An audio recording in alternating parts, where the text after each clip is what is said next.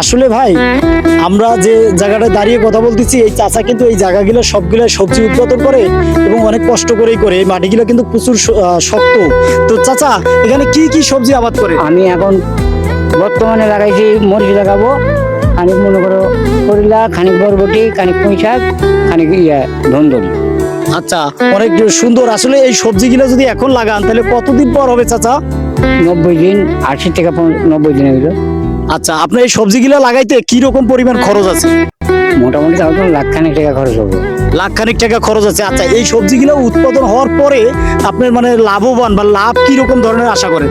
এটা আশা কিছুই করা যায় না বাবা। যেমন এইবার শিলাতে নষ্ট করলো, 1 টাকাও পানো না, 80-90 হাজার টাকা লস।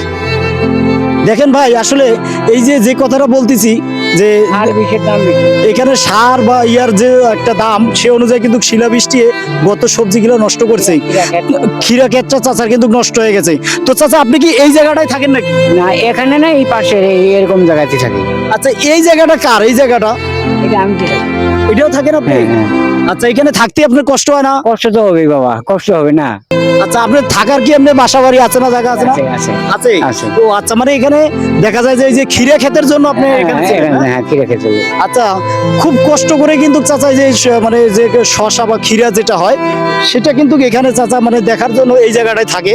দেখেন আসলে খুব কষ্ট ভাবে কিন্তু চাচা এখানে থাকে। তো চাচা ধন্যবাদ আপনাকে। আর হয়তো আপনার কোনো ক্ষয়ক্ষতি আমরা তেমনটা করে চাই নাই, কিন্তু আপনি হয়তো বলছেন। না, ঠিক আছে। হ্যাঁ? ঠিক আছে, ক্ষতি হয়নি। এটা কেউ কেউ না বুঝে বাবা পাঠা দিত, ক্ষতি হয়।